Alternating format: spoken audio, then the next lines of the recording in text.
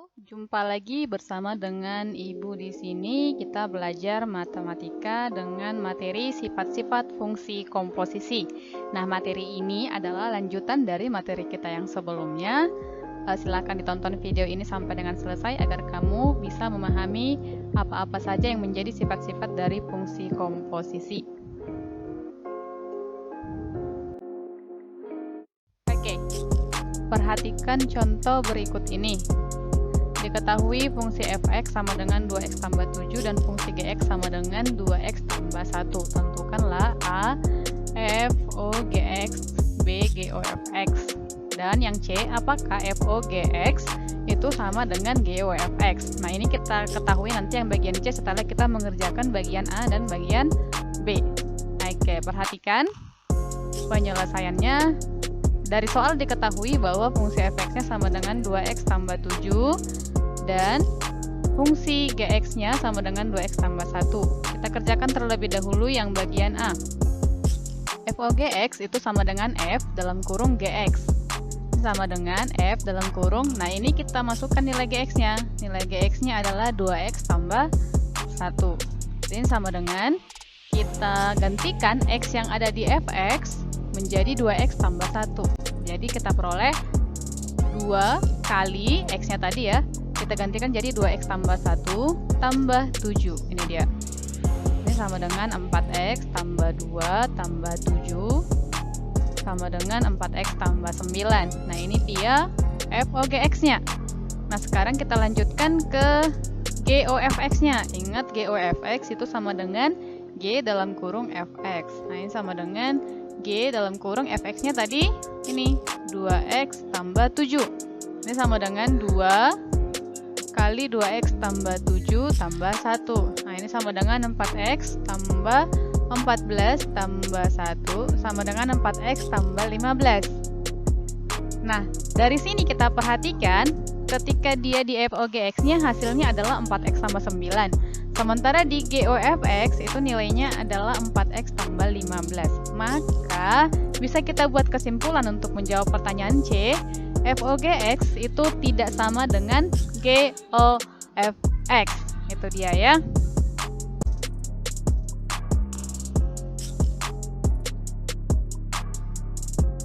Oke, nah dari contoh soal yang pertama tadi kita bisa tentukan sifat yang pertama dari fungsi komposisi bahwa f o gx itu tidak sama dengan g o fx. Nah, secara umum tidak berlaku yang namanya sifat komutatif. Itu dia ya.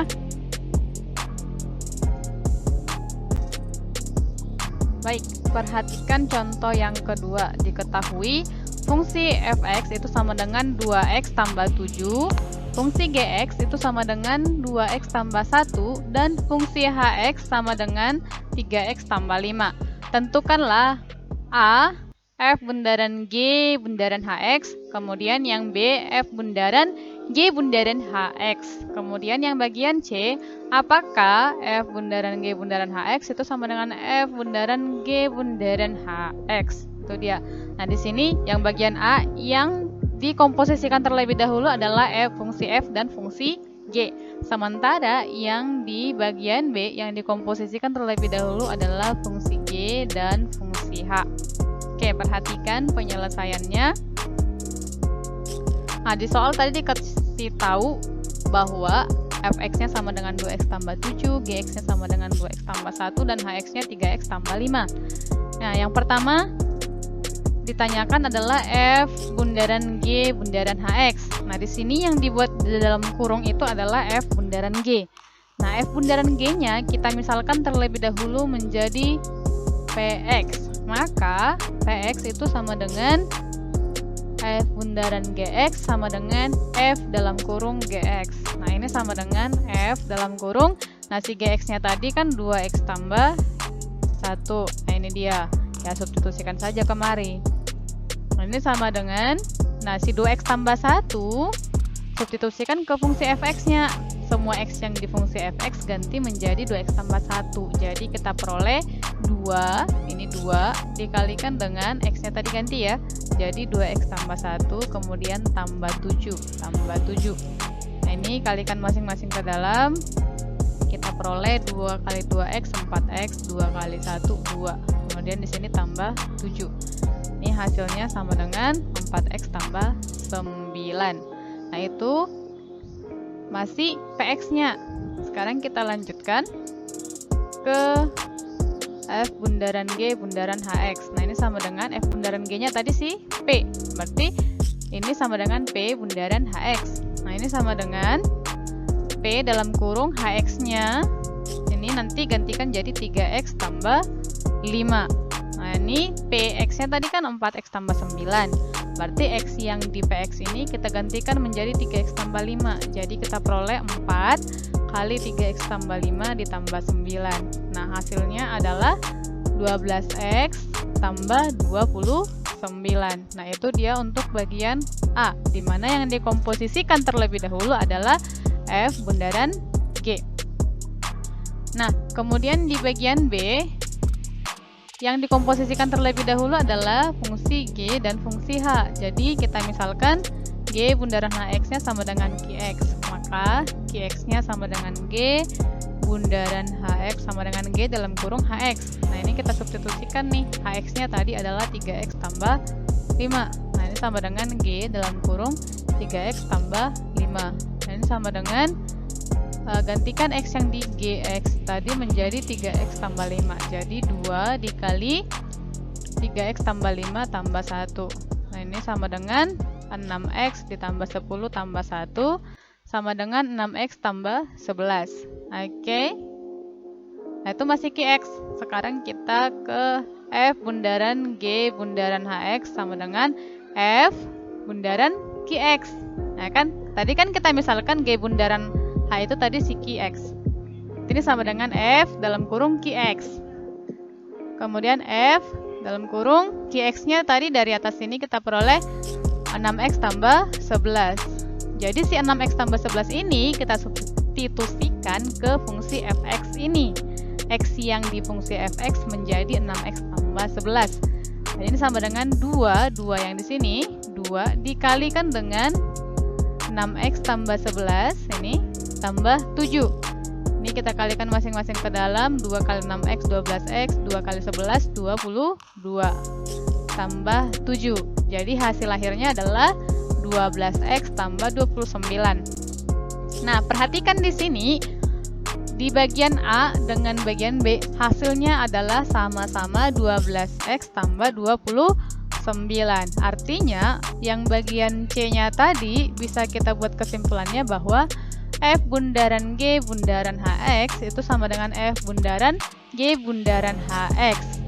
Di mana yang di sebelah kiri ini yang dikelompokkan terlebih dahulu atau yang dikomposisikan terlebih dahulu adalah fungsi F dan fungsi G, sementara yang di sebelah kanan yang dikomposisikan terlebih dahulu adalah fungsi G dan fungsi H. Jadi, di sini bisa kita buat kesimpulannya untuk sifat yang kedua bahwa F bundaran G bundaran HX itu sama dengan F bundaran G bundaran HX, di mana yang di sebelah kiri yang diselesaikan atau yang dikomposisikan terlebih dahulu adalah fungsi F dan fungsi G, sementara yang di sebelah kanan ini yang dikomposisikan terlebih dahulu adalah fungsi G dan fungsi H. Artinya, pada fungsi komposisi itu berlaku sifat asosiatif atau sifat pengelompokan.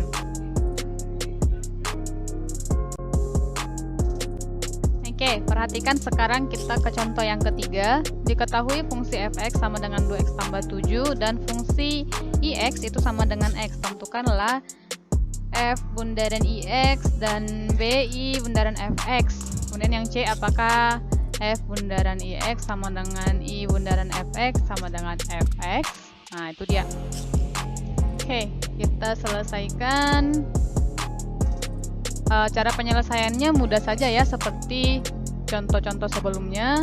Nah, ini fx-nya tadi 2x tambah 7, kemudian ix-nya itu x. Nah, yang pertama f bundaran ix itu sama dengan f dalam kurung ix. Nah, ini sama dengan f dalam kurung x. Jadi balik lagi dong ke fx. Fx-nya tadi apa? 2x tambah 7. Artinya foix-nya sama dengan 2x tambah 7.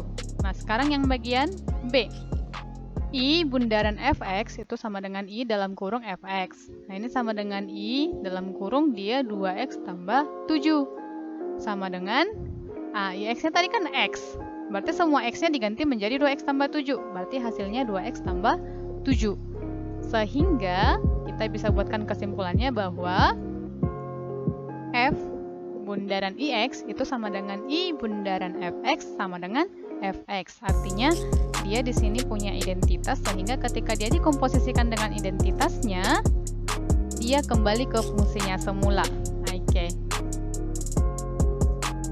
Nah, jadi kita bisa buat kesimpulannya untuk sifat yang ketiga bahwa f bundaran ix itu sama dengan I bundaran fx sama dengan fx, di mana I-nya itu tadi, ix-nya itu sama dengan x. Jadi di sini berlaku yang namanya sifat identitas.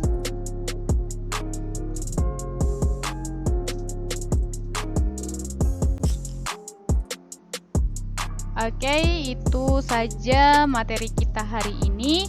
Semoga bisa dipahami. Ada tadi 3 sifat fungsi komposisi, supaya diingat dan diaplikasikan nanti ketika mengerjakan soal yang berkaitan dengan fungsi komposisi.